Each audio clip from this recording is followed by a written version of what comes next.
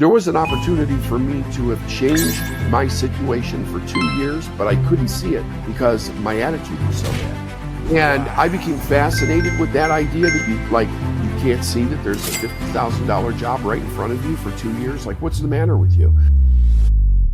How can you help us, though, continue to help you? First, please subscribe to the channel. Like us. If you listen to the audio version, leave us a 5-star review wherever you can. If you see our posts, please share those posts, share the content, and link back to our law firm website, which helps us to continue our SEO marketing and grow our firm and help small business owners. All right, Dave. So thanks for your patience. I told you some of that may be changing soon, but I appreciate you coming on the show. And you said you're in North Carolina where you got better weather. You know, the sun came out while we were waiting here. I said it was raining 2 seconds ago. Yeah. Is that funny?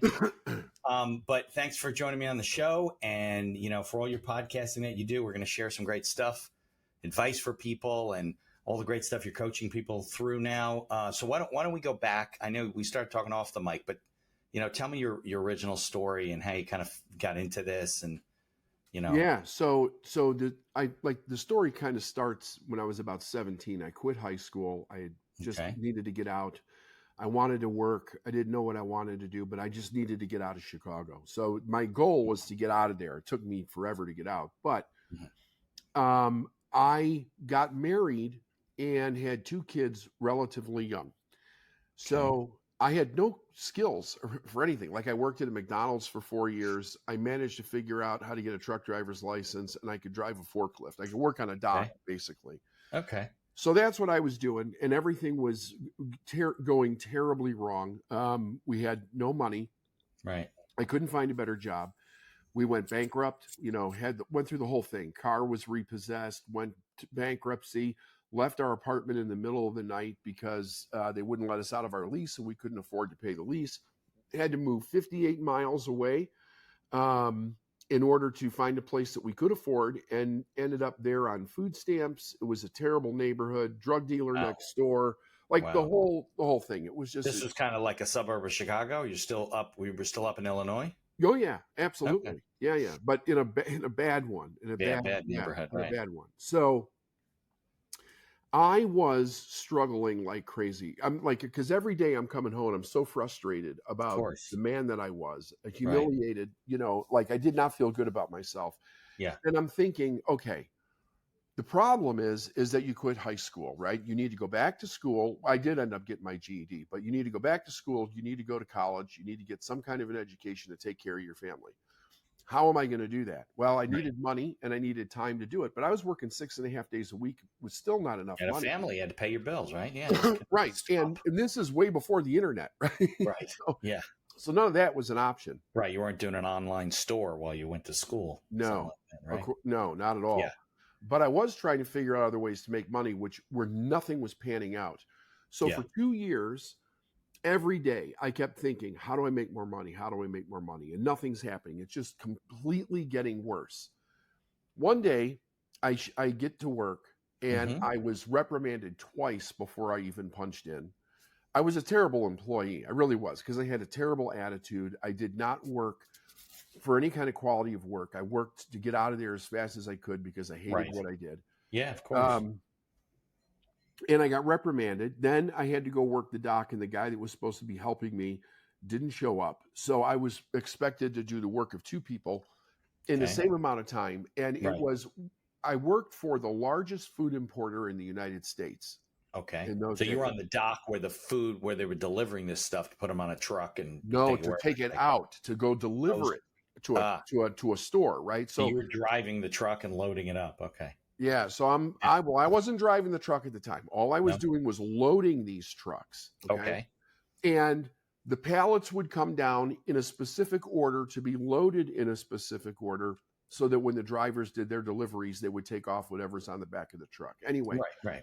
I am not keeping up with anything. Pallets are falling over of food. I got to restack them, all this stuff. And as the night's going on, everything is just getting worse. About 2:00 in the morning, I'm pulling into the back of a truck with forklift with a huge pallet full of food, and the thing falls over. And I just started crying. I mean, you had to work nights because that's when they needed the food of the stores in the morning for the day. Right. So, wow. It's tough. Yeah. So I started around 6 o'clock at night, and I would get off about 4 o'clock in the morning. Yeah. Something like that. And I had an hour drive both ways to work. But anyway, I just busted out crying. I had completely collapsed emotionally in the back of this trailer, and I'm in there, and I don't know what to do. And I'm sitting there crying. I go, God, please show me what to do, because I have no idea how to turn this around. I'm trying everything that I can. I don't know what to do. Yeah. And a voice in my head said, David, change your attitude. Now, I've been telling this story for 30 years. Okay. Right. It sounded like somebody was in that trailer with me. So it was so powerful, that voice, that I regained my composure. I got back to work immediately, but I was thinking, what is this attitude thing? I had heard it since I was a kid, because I was not a good student in all my childhood. Right. Teacher would call father in, right? Tell dad, David's a pretty smart guy, but his attitude sucks. So if you could fix that, he'd probably be a better student. Right. I'd go home, and they would say, go to your room and stay there till the next report card. And your job is to study. You get no privileges. I could come out for dinner, but then go back in. On the weekends, nothing. I had to stay in and study. So you hated it more, right? I hated it more. Right. Nobody showed me how to study. Yeah. Nobody checked to see, is there an ADD issue that wasn't even known then? Right. Did I have a learning disability, which I didn't, but nobody was checking anything. Yeah. So, but I remember hearing the teacher say that I had a bad attitude. So I started thinking, probably for the first time, seriously, what is an attitude? And I didn't know. Like, if you were to say, David, give me the definition of an attitude, I couldn't tell you. I wouldn't. Really? I had no idea what it is. No. Okay. So I start thinking, so what I did was, the guy that owned the company that started this very successful food import company, his story about how he started it was legendary. He started it in a suburb of Chicago out of his garage, and he built it into this huge conglomerate. And because he started in his garage, I thought I could relate to this guy in some way. Like I felt like we started in the same place. Right. So I said, what's the difference between this guy and myself? Yeah. And I came up with 3 things. Number 1, he must have loved what he did, because he was able to see it all the way through to some kind of success. Yeah, Number you gotta love it. It's going to be hard either way, right? Right. Yeah. Number 2, he must have done a very good job, and I was not doing a good job. So I saw that there's 2 differences. I hate what I do. Right, because you hated being there. You just want to get out, be done, and leave. Right, of course. Exactly. That's all normal, expected. Yeah.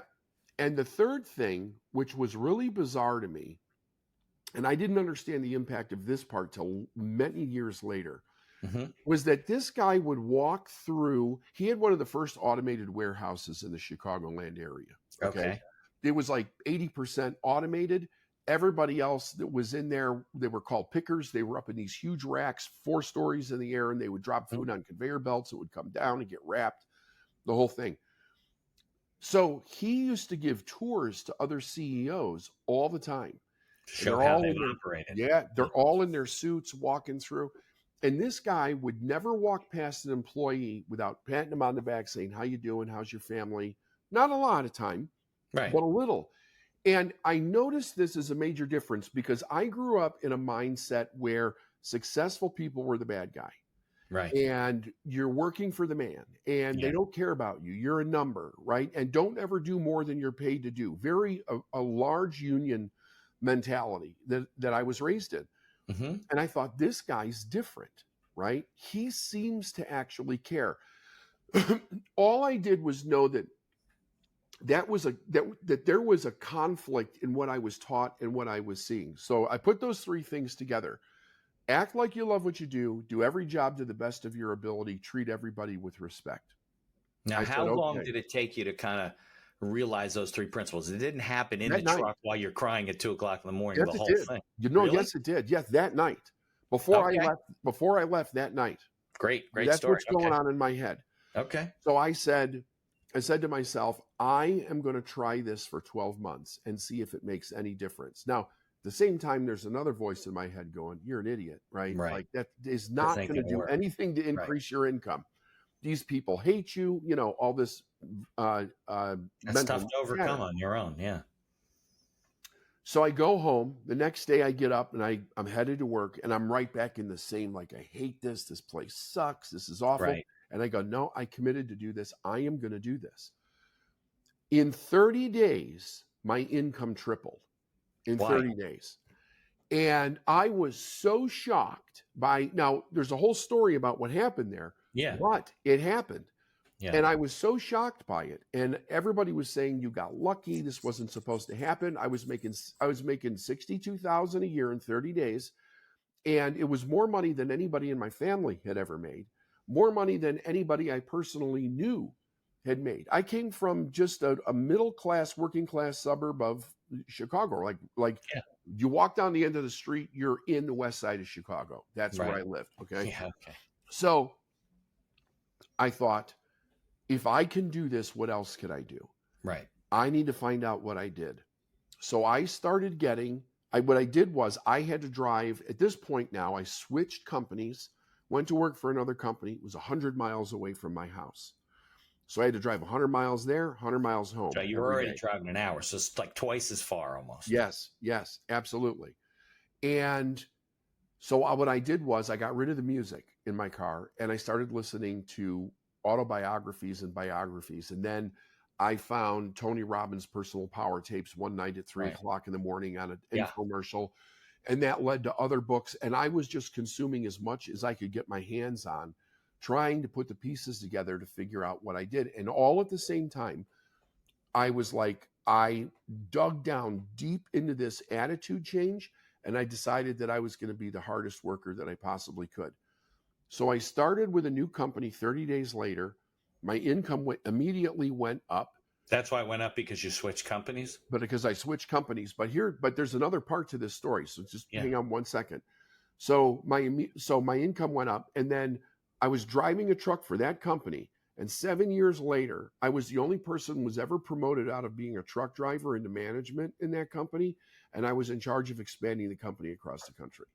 Wow. And that's when I decided to start my own business. Now, how did I get to this company is a fascinating story. So there was a guy by the name of Drew Batty. He lived in Whiting, Indiana, and he would come every Tuesday and every Thursday in a tanker truck that held diesel fuel. And what he would do was he would fill the trailers. They had refrigerators that ran up by diesel fuel because it was all food, right? So it was either have to, you got to cool them or you got to heat them, depending on, what season you're in Chicago.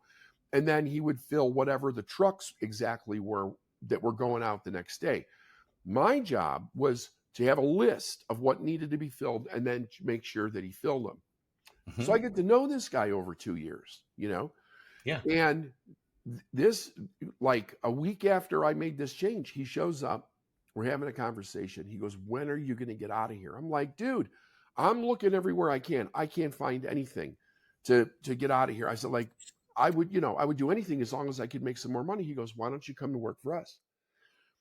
And immediately I go into the worst judgmental attitude that like my mind just flipped. And I'm like, "Oh, come on, dude." I go, "You're out there. First of all, you drive a bomb because it's a fuel truck." And I said to him, I go, "Dude, anybody ever die driving one of these?" He goes, "Yeah, a guy burned to death last year." I'm like, "Well, there you go. Why would I want to drive one of these things?" And I kept pushing him because I'm thinking, my mind, I'm very immature at the time, is thinking this guy's lower than I am on the success pole, going backwards, right? So after drilling him for about a half an hour, the last thing I said to him was, "Drew, besides all of this, how much could you possibly be making?" I'm thinking he's making less than me. Right. And he goes, perspective, right? I mean, you're young, you're right. Yeah, right. And no world experience, right? Right. He says to me, "Well, last year I made 50. And I'm like, "Get out of here. There's no way you made 50. He says, "Well, I'm coming next week. I'll bring you my pay stub. I'll show you." I said, "Okay, you do that." I did not believe him. I thought he was. Now, this was what year, Dave?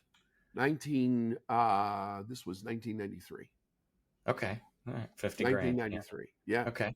So he comes and he shows me the stub, and he wasn't lying. He was 100% right. And I went home and I said, what's the worst drawback to making this move? And he said, well, Besides death. Well, besides death, it's a union outfit. You're going to be at the bottom of seniority. He goes, the majority of our business is actually construction, filling on-site construction equipment. That's Sure. what it was when I went to work there. He said, but as soon as the ground freezes, they lay the bottom 20% of guys off from driving. Right. He said, and that can go from, he says, if we freeze in October and we don't thaw till May, it can be a very long winter, and you're not going to be working there long enough to collect unemployment. So I said to myself, I went home, I talked with my wife, and I said, so if you got laid off, you'd have no income. You'd have no unemployment. No income. Okay. So I went home, I talked to my wife, and I said, right? Yep, the whole 9 yards. And I said, I know that I could go back and get a job on a dock. I said, this is a doorway out if it works, right? I'm going to give this a try. This was what month? There. What month was it? October. Oh, so you're just going into the winter. You could be working for 30 days and get laid off. Yeah, because he said to me, he said, normally we're not hiring this time of year. He said, but we just got this account with Union Pacific Railroad, and we had to put 2 drivers down there as emergency fuelers for locomotives. I didn't know what he was talking about at the time. Right. However, because of that account, I didn't get laid off. I got the worst route in the company with the most overtime because nobody wanted it. And that's why I was making $62,000 or the equivalent of that every year. Right, because you were doing the extra work. Right. And here's what I didn't know. After all this study, I realized that because my attitude was so negative that I perceived the world through that attitude and I couldn't see opportunity. But when I changed my attitude, I began to perceive things that were around me differently. And to my shock, there was an opportunity for me to have changed my situation for 2 years, but I couldn't see it because my attitude was so bad. Right. And I became fascinated with that idea that you can't see that there's a $50,000 job right in front of you for 2 years. Like, what's the matter with you? Right. But I got fascinated with the psychology. I got fascinated with the spiritual aspect of it. I got fascinated with the idea of business. Yeah. I was working for this company and I just maintained this attitude and hard work. And I started to get promoted. After 3 years in, I got promoted into management. I was the first guy ever in the history of the company, had been around for 60 years, to get promoted out of being a driver, because it was a rather large Irish family that owned it. Like, there were 5 siblings. Dad was turning it over to the kids. They didn't need to bring anybody up, but because I was doing such a great job, they were like, let's keep this guy, and bring him in. And so it was an interesting dynamic, but it worked. And by the time I was ready to leave, I had already opened another office in another city, which was the first time this ever happened for them. And out of my suggestion, let's move this across the country, right? Nobody's doing this like we can. And I had gotten all kinds of accounts for them. I had turned Union Pacific Railroad from an emergency account to a full-time fueling account in Chicago, which changed the financial dynamic of our company like you wouldn't believe, because they paid on time. And most contractors don't pay on time. We were always chasing people for money. From Peter to pay Paul. Sure. Yeah. So it was like having a revolving financial account to be able to pay the bills. Anyway, long story short, I met my mentor in 1986. I started studying with him, doing everything that he told me to do. And then in 1999, I walked away from that company and I started the business. Well, you said you met him in 1980. You must have met him in 1996. Yeah, 96. Did I say 86? I'm sorry. Because you said you went to the company in 93. Yeah, no, 96. 96. I apologize. And then in 1999, I walked away and I started my own company, doing seminars and teaching people how to be more successful. Now, just like you said when we were off air, there were people that I was doing it like for free. People were coming up to me and going, "How are you doing this?" Right. And I would talk to them and I'd be like, do this, do this, do this. And if they did it, their life would change. And I'm like, this is so cool. And I was helping people make more money than they had ever made before. Right. So I was also fascinated with the idea that you could instantly increase your income in a very short period of time. Plus, the guy that I worked with showed me even more about that idea. And I started with that idea. I'm going to help business owners and people that want to make a lot of money. I'm going to show them how to increase their income rapidly. And I did it, and it worked. Everybody that did what I said worked. Yeah. There were people that didn't, and I wouldn't coach them, but the people that did, it all worked. And that was 26 years ago. This October will be 26 years. Yeah, Dave, I think, and you're a testament to this. And I've had people on the show, and same way. When I came out of law school, I was in sales, and I would like Nightingale Conant. I would buy all the tapes and listen to Tony Robbins, and in those days, Brian Tracy and Zig Ziglar and all those guys, right? Jim Rohn, all of them. They were cassette tapes. My kids don't even know what cassette tapes are. You remember those books, the plastic books you would get, and you pull the tapes out and flip them? Yeah. Because I felt the same way. I was on the road all the time. I should turn my car into a little university, and I should learn as much as I could, because they didn't teach any of that stuff, by the way. Even if you did get a college degree, they don't teach any of that stuff in college, right? Not at all. But I think we as people, as human beings, in terms of relationships, we attract things, right? And I think you were in such a bad place, and you had such a bad attitude in your mind in terms of your mindset, that you were literally attracting bad things to your life, even though you wanted to get rid of them. Like it does, like people that have bad attitudes, they have all these bad things happen. They're like, they don't understand, because you don't repel things, you attract them. So when you started changing your attitude, people started noticing you, you started noticing other things. And it does, it's not some sort of special science.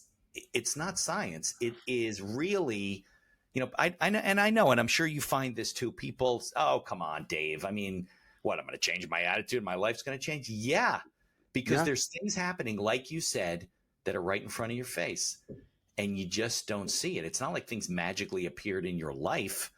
It was already there. It was already there. You just That was the craziest thing about it, Mitch. Yeah. It was already there.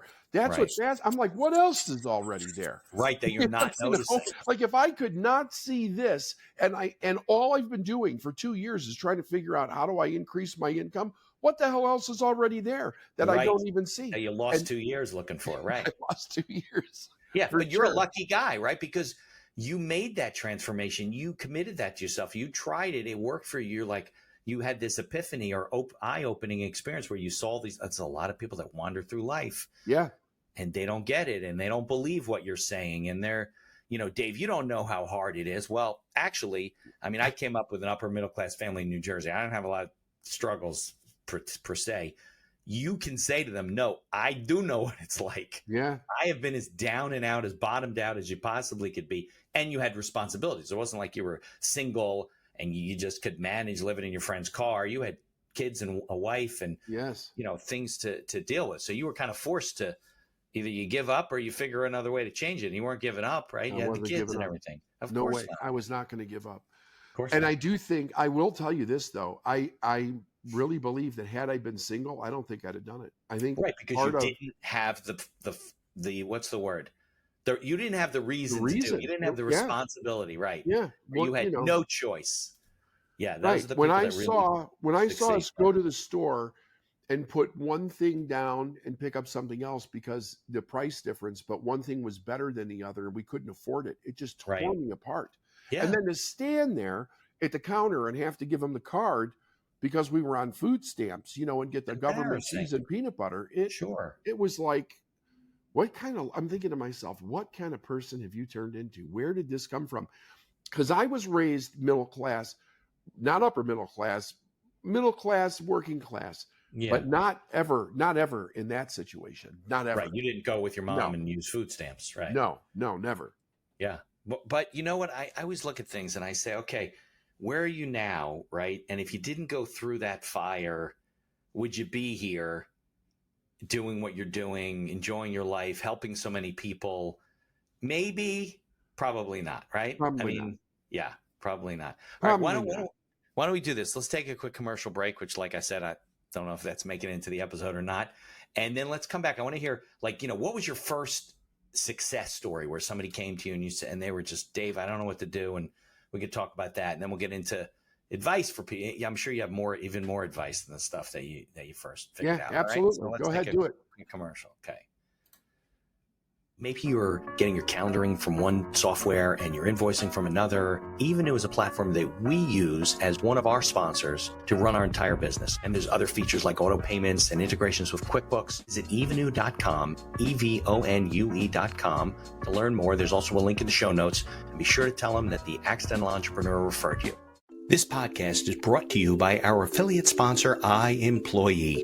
iEmployee is a virtual assistant service that hires almost anyone for any role in your company right out of the Philippines. Most roles range from $7 to $9 an hour for highly skilled and experienced VAs. And whether you need an executive assistant, social media manager, video editor, customer service, sales, you name it, they have it. We use iEmployee for our VA services, from editing and promoting the podcast to all the PR and promotion of our law firm.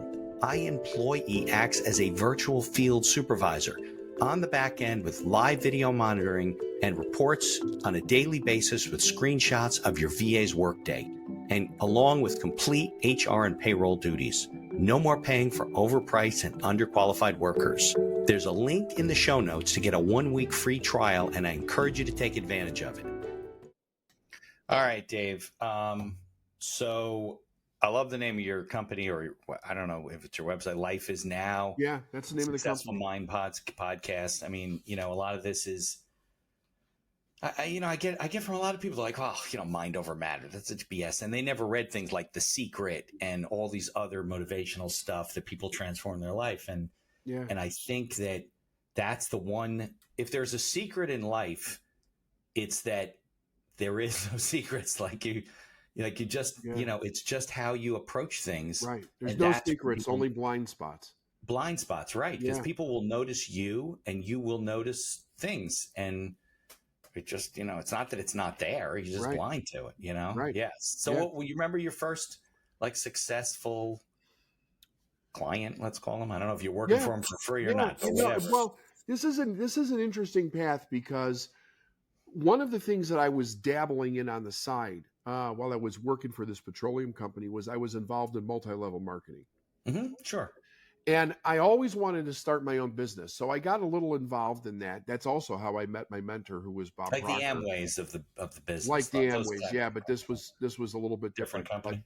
But one of the speakers that was relatively training that company was Bob Proctor, who was in The Secret. He became my mentor. Yeah. Oh, okay. And Bob, I don't know him personally, but I know who he is for sure. Yeah. Well, no, he was a great guy. My life wouldn't be the same without him. Anyway, so when I started my business, I first went to help network marketers. I was helping them increase their business. But I learned a lot from him. He said to me, go to the top. Don't start from the bottom and go up. He goes, go to the top, help them, and then they'll introduce you to all kinds of people. So there was this couple that I knew from being in the company, and his wife was stuck. They were what you called it for that company. They were Royal Diamonds. They were the top tier of the company. They were making, I don't know, $175,000 a month, something like that, right? And that's in the 90s. That's a lot of money. Yeah. So they've been doing this for a while in early, probably, right? High in the pyramid, right? Right. And well, actually, they were diamonds. The problem was that she was stuck in her head about going to the Royal Diamond. So I got a hold of them, and I said, and I was talking to the husband, and he said, "You think you could help her?" I said, "I know I can help her." I said, and these aren't people, Dave, that are unsuccessful. I mean, they're still making really good money every month, making great money, right? Yeah, but they were still stuck. Yeah. So I worked with her. 30 days later, she broke through and increased her income by, I think it was $25,000 a month. So that was like my first big success, right? Then I had a guy who I met through, he wasn't in network marketing, but I met him through somebody in network marketing. And he was doing big land deals in the United States. And he said, "Can you help me?" And I said, "What's the problem?" He said, "Well, I've got these opportunities to do these hundreds of millions of dollar land deals with the Chinese. They want to build these great big malls or whatever." He goes, "But every time I do something with them, it falls apart." Well, it just so happened that when I was in the petroleum industry, I worked with some Chinese folks that had businesses, and I realized that they did do business differently. They had, for sure, a very different way of doing things. So I said, "Yeah, I'll help you." So I started working with him, and he went from doing land deals that were like 300,000, 500 to not 300,000. He was doing land deals that were much smaller. And then all of a sudden he's doing $100 million deals with land after I showed him what to do. And I'm thinking to myself, this guy went to 200 million this year in land deals, right? And I'm only charging like $5,000, right? For this, like Definitely something's not wrong enough. here, right? Right. So that's when things changed. When I saw that I could really be beneficial over several people, that Right. really changed what it was that they were doing. Then my stock went up, and I went Now, over $1 million pretty quick. Now, how did he find you? So I understand how the other guy and his wife found you, because you were in the company and working with people and I whatever. think his wife or sister or something was in the company and told him about me, like something Got it. like that. It was a relation thing. Got it. Of course. Yeah. Right. Absolutely. And was it just that I don't want you to, give away the store here, right? People should be working with you, but was it just that you changed his attitude and his mind and the way he saw Yes. things? That was it. Yeah. So here's what the problem was. Yeah. He had never experienced anybody that he was working with buying property be so worried about the little details. And the Chinese were like, if the period was in the wrong Like place, engineers, right? Very detailed. right, 100%.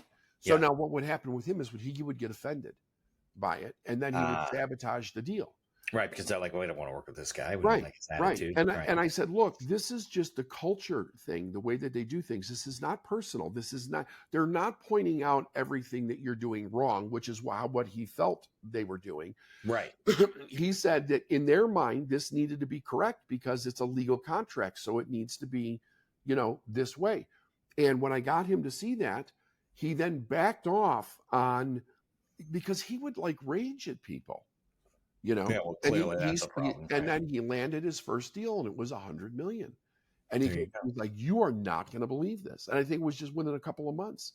Yeah, just by being more open and and not taking things personally. Yeah. So now, what about the woman that you helped move up to Royal Diamond? What was her What was her problem? Her issue was that she felt that if she got to the top, her father would not love her. Oh, geez. Well, that's deep-seated issues, right? It's deep-seated issues, but I'll tell you something. 26 years I've been in this industry working with entrepreneurs, business people. It's the number one thing that sabotages most businesses that I've seen: relationship issues. Yeah, sure. No, relationship issues. Right. It's not always fear of success. It's fear of somebody not wanting to talk to you because you're successful, to leave your friends behind. Right. And sometimes your friends are like sabotaging you because they don't want you to be successful. Yeah. You'll leave them. Right. And a lot of the people that I've worked with they're the first timers in their genealogy, right? They're the first ones to become successful, the first ones to step out it's a of trend. the middle class. Yeah. Common. Yeah.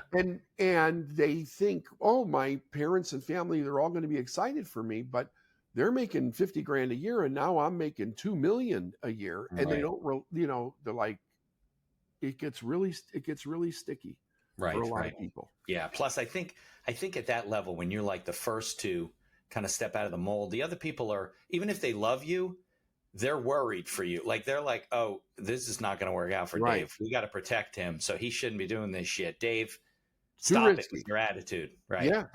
Well, it ain't going to happen. Here's a story. Okay. A guy, so when I was living in the bad apartment building, there was a guy that I met that lived a few apartments over from me. He introduced himself one day. He says, I see you got fishing equipment in your car. You like to fish? I said, yeah. He said, well, let's go fishing sometime. I said, okay, that sounds good. So we developed a friendship. We would go fishing. He drove a garbage truck. Okay. And when I started to change, he came up to me one day. He says, what are you doing? He said, can you show me how to do this? Because he's basically a union truck driver too, right? Yeah. And I said, yeah, I can. I said, first, let me get you some books to start reading. So I went and bought the books, right? This is like when you go to like Walden's Books. When they had real no Amazon.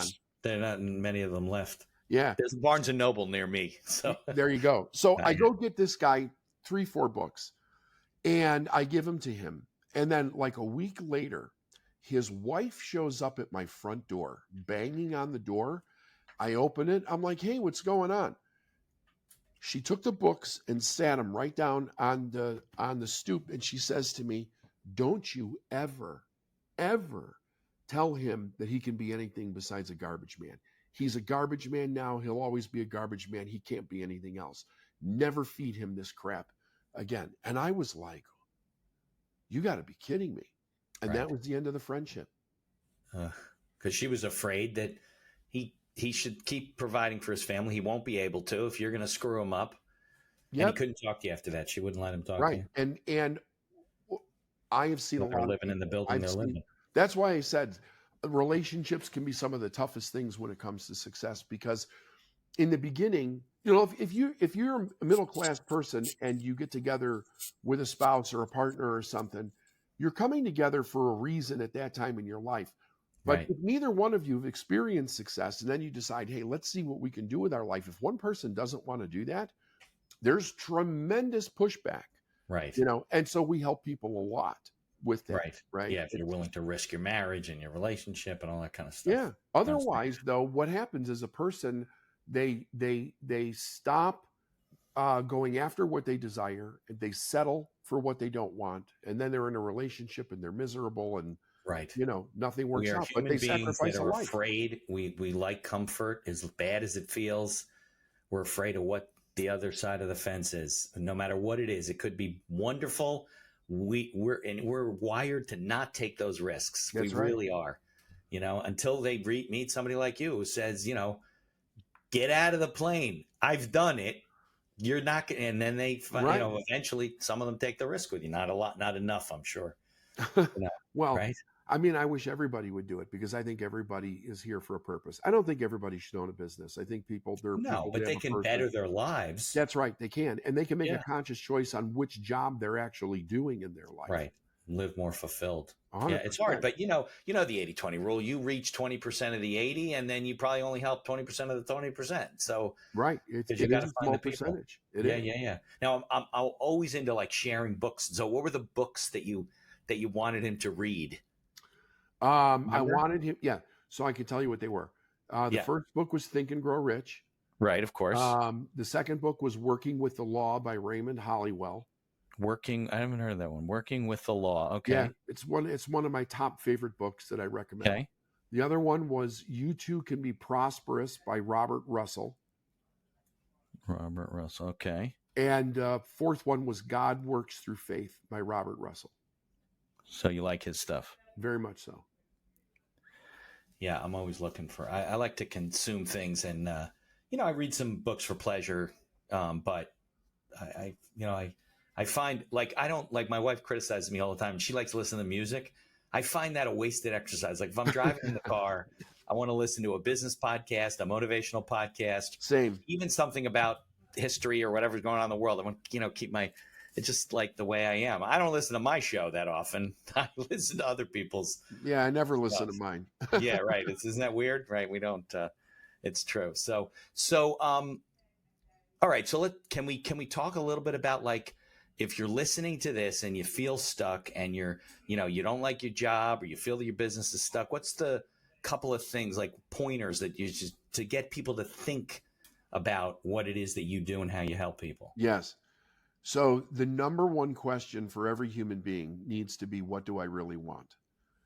And it sounds simple, but it is far from simple, because most people are raised with the idea that you can't have what you want. No. So what most people are picking is what's acceptable to others in their life. They're not going after what they really want. I remember when my mentor first, he didn't suggest it to me directly. I was in a seminar, and he said, the most important question you'll ever ask and answer for yourself is, what do you really want? He goes, and it might take you a year of thinking to actually get to the conclusion of what that actually is. And I thought, I thought to myself, that's crazy. That like I know exactly what I want. I had no idea at that point. Absolutely none. So when I work with somebody, or if I'm speaking somewhere, I might be speaking on a stage someplace or on somebody's podcast or whatever.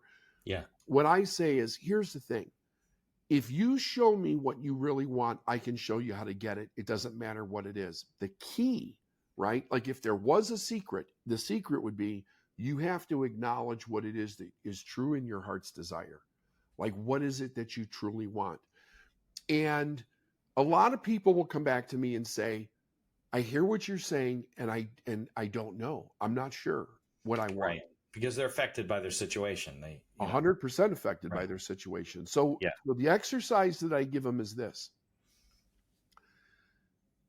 Acknowledge what it is that you currently want in your life that you're denying yourself. It doesn't matter what the reason is. I don't care what the reason is. You don't have the money. You don't have the time. Your spouse is going to be upset. You put it off, whatever. It could be, what do you want? I want a purse. I want a new set of wheels for my car. I want new fishing gear. I don't care what it is. Right. If you're denying it, you have to start saying yes to yourself. Because once you train yourself to start saying yes, your subconscious mind will let you know what the thing is that you really want. Because the subconscious mind works in a way where it only thinks it's protecting you, right? Its number one job is Right. to It's keep really you not. alive. Right. Yeah. Yeah. So if you were denied what you want as a kid over and over again, which most kids are, it stops torturing you with, this is what I desire, right? You end up developing a new value, which is settling for something. Yeah. Right? Right. So, but when That's you what we open do. that door again, it will come to the surface because it's there. It's not dead and gone. It's there. It's just a little dormant.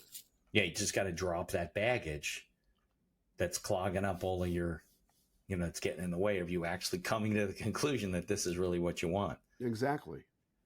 I would guess, and look, I'm sure if I went through, and I'll promise you this, I'll go through that exercise because, I'm sure there's more things in my life that I want that I never achieved.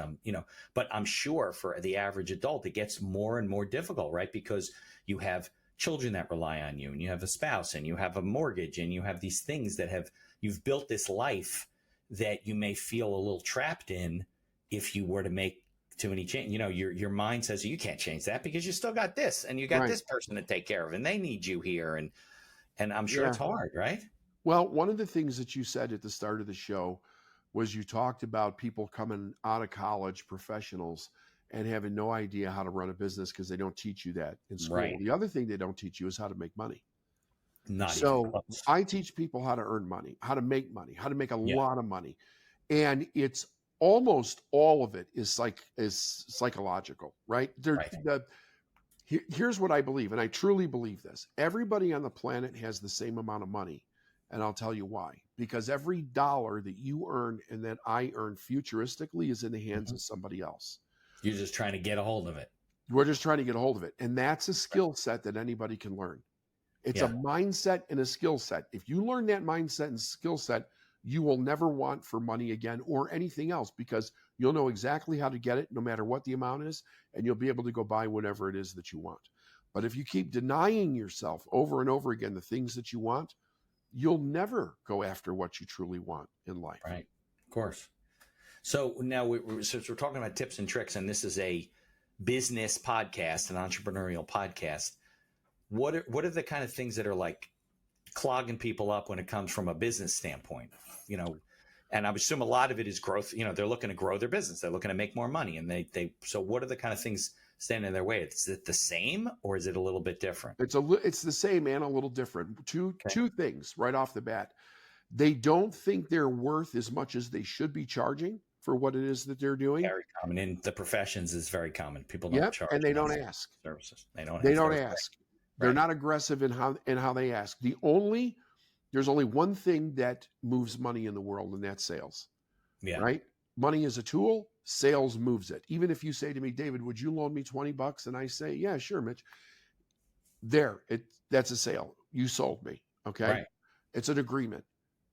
If you learn sales, if you master it, which is relatively easy to do, and you get over your fear of rejection, right, over your fear of, I could go out of business or I'll make a mistake or whatever, then you won't have that problem anymore. But those are the first two things. Like with tons of people, I help them fix those two things and away they go in their business.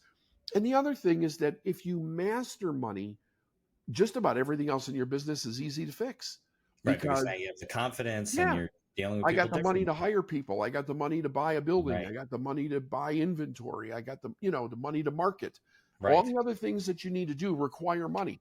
And it becomes easier if you have a master control of that first in your business. Yeah. I always say money can't buy happiness, but it can get you pretty close, It- you I know, yes, yes, because you can deal with a lot of yes, issues and a lot of hardships, but have a different attitude about it when you don't have a financial stress about, you right. know, whatever happened in your life. And, it's just a bump in the road type of thing. Most people wake up every day and the first thing they think about is their problems. We call them Yeah, problem first of thinkers course. instead of how do I want to live this day Right. so that it's the And most magnificent day. that's a decision, It's right? A absolutely it's a conscious decision. decision. Yes. Yeah. Yeah. Look, I've done it. I've woken up at 4 o'clock in the morning thinking about, sometimes it's not all my problems, right? I got problems for clients. So I'm thinking about what problems I got to deal with today. And sometimes I just got to meditate a little bit and just put it down. Like, I'll deal with them when I'm in the office. I don't need to think about them for 3 hours till I get in. Absolutely. That's absurd, but people don't think about it that way. The Nope. stuff we do as humans is just nuts. It but is we nuts. do it. We're the only form of life on this planet that makes ourselves crazy. Right, because we You know? can think freely. All other life doesn't do that. They don't have the Right. ability to think and make decisions. All right, so I was just going to ask you something else. What is you made a comment about what business owners do, and I was going to ask you about how most people. Well, I guess you really answered the question about their attitude towards what they're coming into. I think that your comment about I used to call it your biggest check. Like when you're young coming out of school, you're afraid to be writing a check or receive a check that's too big because you've never Yeah. seen a big one, and then it grows over time. Yep. And I find that a lot with professionals where they just. It's not that they don't think that they should be charging more for what they do, right? They've been doing this for, let's say, 30 years. They have a lot of experience, right? You should be charged. But the day that I say, listen, you're only charging, let's say $3.50 an hour, that's a low rate for a lawyer, right? At least in this part of the country. I'm a business lawyer, so I'm more in the 500 to 600 range. And I have colleagues of mine that are twice that because they're in New York City, they're dealing with large corporations, whatever, Yeah. more complicated stuff. When I get my colleagues to go from 300 to 325 an hour, 350 an hour, their whole life changes. They have this whole attitude and they start feeling better about themselves. And I think that it's innate that we don't, because we don't progress Right. over time. We don't realize that we're stuck there and uncomfortable about it. And nobody, and I think some of it's self-imposed because I have found that when I've raised my prices and I said, listen, nobody bats an eye. Nobody bats an eye. Nope. Yeah. Nope.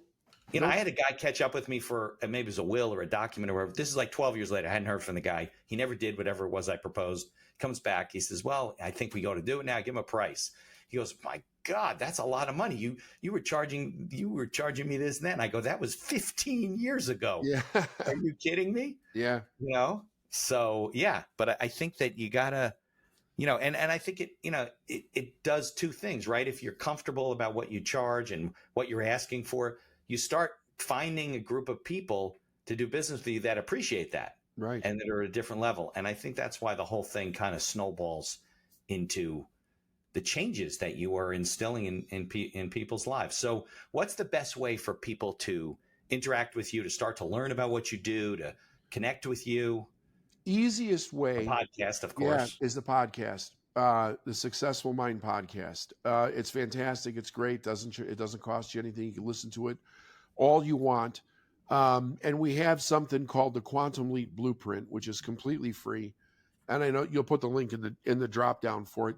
The thing is this, what it does is that Quantum Leap Blueprint helps you get your mind in order so that you could actually make a giant leap in your life just by going through it. It's not anything that's difficult, but it asks you the right questions for you to think about how you're positioned to do it, because everybody has the ability to make a quantum leap in their life and their business. They just don't know how to think correctly around it. And here's another thing. It's like it is so ingrained in our mind, hard work, that most people, and I was guilty of this too, we literally strategize things and make them more difficult than they need to be. Once you Yeah. realize your mind is actually doing that so that you can feel better about yourself, the Right. idea is, how can I accomplish this and make it easy and fun? Right. Because that way is also exists. Right. Right. So that's what the Quantum Leap Because Blueprint you're making, does. Tia asked me, can we offer something to the Yeah. list? I said, sure. So that's what you're talking about. Yeah. Quantum Leap Yeah. Blueprint. Yeah. It just blows my mind. And it makes me feel good when, like, because my kids, that, you know, they're my daughter, especially my older one, she, you know, she'll be like, Dad, I found this podcast. I'm listening to this and that. She finds all this motivational stuff. She wants to listen to it. She's into mindset and the whole thing, and has a very good attitude about everything. And, you know, look, is there stress in life? Yeah. Especially when you're younger and you haven't experienced it before. Yeah. Right. But there's so much stuff out there. You and I aren't the only guys talking about this stuff. That's you know, right. that it blows my mind that people don't say to themselves, I don't know what to do, but I'm going to try and learn. And there's so much free stuff that you can learn and, you know, listen to. I don't care if it's Deepak Chopra or Proctor or any of the other ones. Right. It's there. And if anybody's listening and they feel stuck and they don't know what to do first, sure, listen to Dave's podcast and connect with him and see. But if you're down and out, you got no money, your business is struggling, just start filling your head with better things. Yep. You can do it. You got a phone now. We didn't have this, you and I, growing up. We didn't have this device. That's how we started. Just being curious and like, you know, somebody is successful. What are they doing? Right. That's the thing. Like I always tell younger people, find people that are successful, doing what you want to do, and just my dad, he passed away about 2 years ago. He was a very successful salesman. He was always very self-obedient. You know, he was very good at that kind of stuff. Just came natural to him. He's the one that turned me on to all of this motivational stuff and things like that. And he used to tell me, and when I got started out of law school, like I said, no skills, right? They don't teach you anything except maybe how to research the law, but that's probably not completely true. And he had a huge network of people. He would connect me with a new guy, more successful than him always, to have a cup of coffee with every month. Wow. And 2 years later, obviously, you know, I'm a different person. I had different perspectives on all these people that are successful and how they were successful. You know, but I try and tell people and I try and tell people that meet with somebody. Everybody wants to help, right? All the successful people. If you said, Dave, I need your help. Can I buy you a cup of coffee? Who would say no to that? And some people are busy, but they'll fit you in if you're in the same network or community or whatever. Yeah. Yep. So I think that's why I love this conversation and connecting and hearing your story and you sharing with other people. If there's one person that goes out and listens to a tape or attends a seminar or asks somebody to have a cup of coffee, then our discussion was all worth it, you know? Yep, absolutely. That's why the podcast is out there. It's for anybody.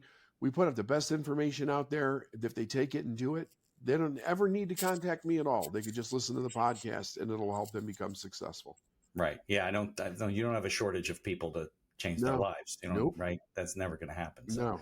Well, Dave, I can't thank you enough on a Friday afternoon that I said started getting nicer here. Hopefully it's nicer in North Carolina. And we'll put the link in the show notes for the blueprint to the podcast. I'll mention the books. I might have to ask you some names. I try to write everything down and your bio and everything. And I can't thank you enough for sharing your story, spending time with me, and hopefully we changed a few lives today. Absolutely. Thank you much. It was an honor to be here.